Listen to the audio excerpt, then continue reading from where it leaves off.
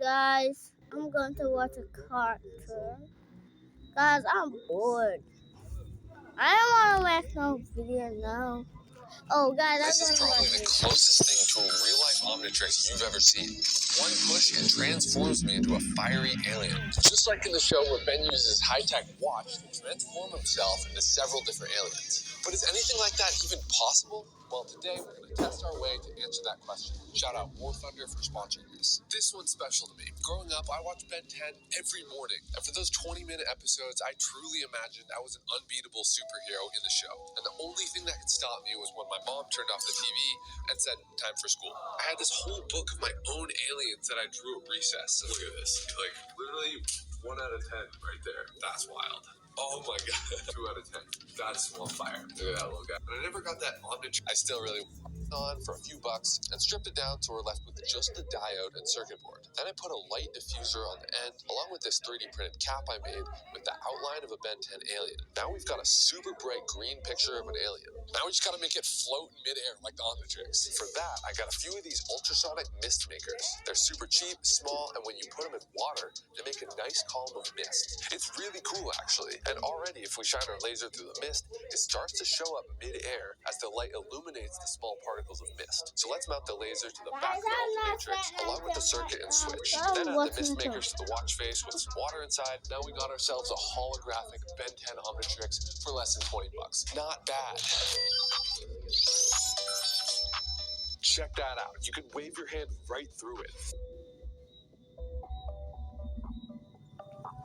Man, if I had this as a kid, I would never take it off. I would love to make this into a real toy or something. But for now, though, we do have our other sweet wrist gadget, the web shooters. It shoots a dart with a web on it, sticks to whatever you shoot at with the magnet or suction cup. Then you can either pull in what you got or rewind it automatically with the push of a button. Then click it back in place and you're ready to shoot again. It's so fun. So if you want, grab yours now with the link below. But back to the Omnitrix, because it still can't do the hardest part, turn me into an alien. Because I got scammed out of some alien DNA, and these spiders are not cooperating either. And they are not waiting today.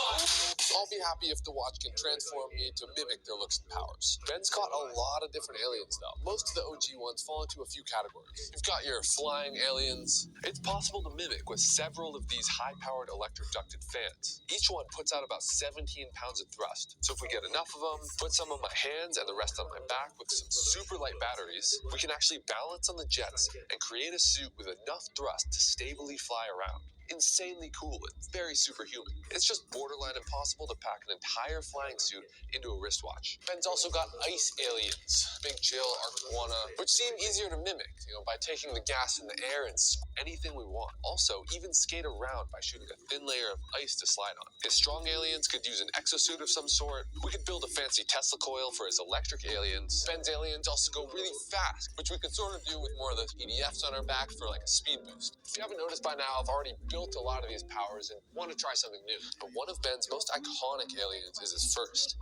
Heat Blast. He's the OG, starts off the entire show when that alien device did what it did. Always imagine just slapping my wrist and turning into this fiery, burning thing. Just insanely cool and insanely dangerous. We're quite literally going to be playing with fire here, so safety is like first, second, and third priority. Do not try this, okay? If that wasn't clear.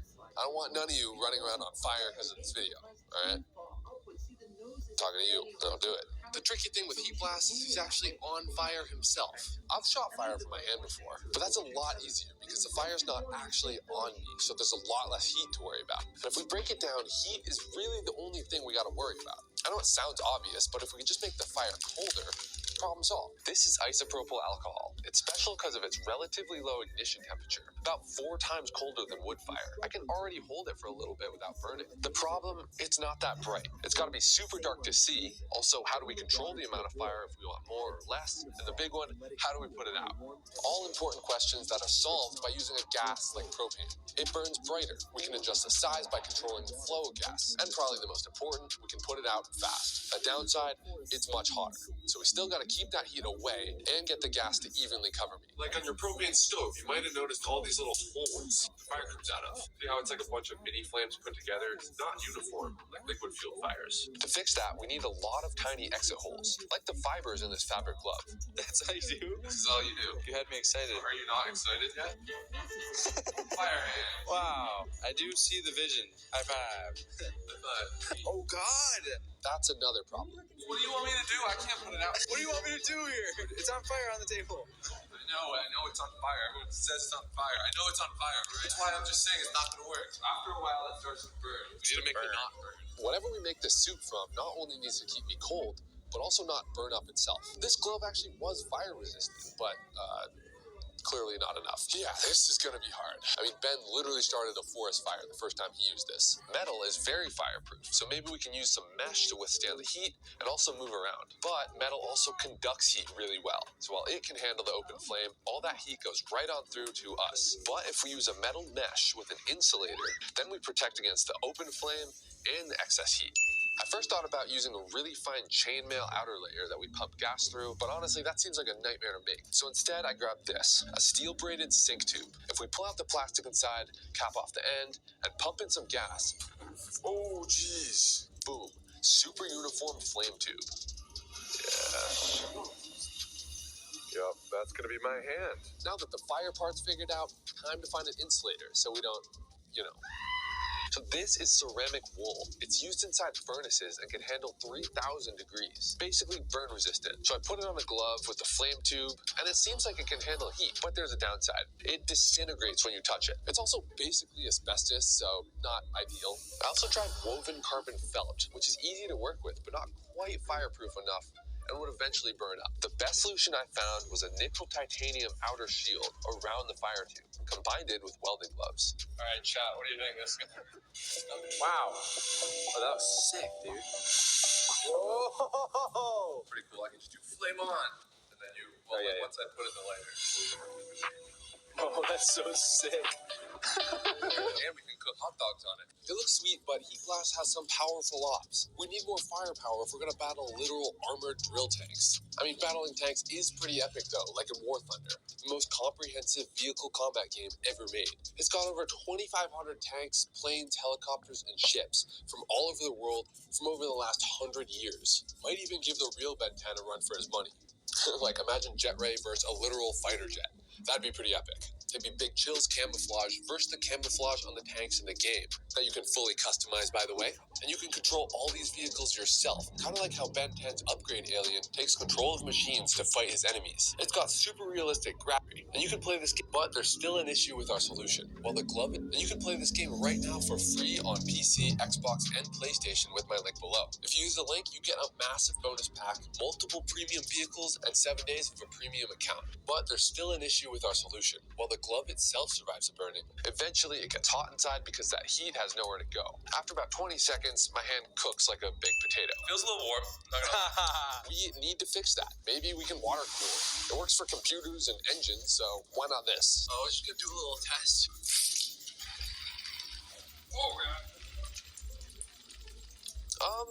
It kind of works. Definitely helping. Definitely feels cold, but the hope was the water would evaporate off as it came out, pulling the heat along with it. Instead, it kind of just splutters out and makes a mess. Also, after the water soaks through the glove, it gets extra hot because it just conducts the heat right through the glove to my skin. Look, I never said it was perfect, all right? We're gonna try air now. Yeah, that works. Wow. Air cool. Who would have thought? Yeah, it's hot out here. It's so cold in the glove. This totally worked. Just a small leaf blower pushes enough air through the glove to flush out the heat and keep things really cold. Looks like we got a winner. This flex sensor reads how close my hand is and controls a servo on the gas valve. So the more I make a fist, the bigger the fire gets. But Heat Blast also shoots flames. To do that, I ordered a that we can pump some through with a bush of so we can really turn up the heat. Last thing we need, an ignition source. We thought it'd be super badass if you could just snap and catch on fire. So with a little flint on my thumb and steel on my finger, we can make a spark and boom. Ooh, so sick. That is insane. Let's give ourselves another hit. Oh, let's go, dude. That is so sick. Let's go. this video game where gloves would catch on fire? That's what this is reminding me of. Oh yeah. When I get it. Dude, that looks so sick. But I'm still not exactly looking like Heat Blast. But my first thought was naturally to cover the rest of me in fire too. But he doesn't really look like he's on fire. Less Human Torch and more glowing energy under some volcanic rock. It actually looks more like these energy builds I found that use programmable LEDs. Basically, you can individually control each light, and with a bit of code, you can do some amazing things. So I got down and dirty and started learning everything I could about light coding libraries, APIs, control logic. Psych. I'm just kidding.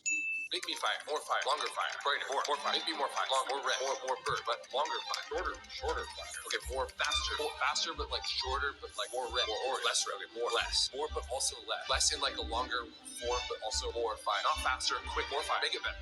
Now that we got ourselves some nice looking fire, I started cutting out lava rock shapes for reference, dropped them in CAD, and 3D printed them with more texture in a flexible rubber. Then decided to use absolutely none of that, because I can just hand cut and glue the foam on much easier.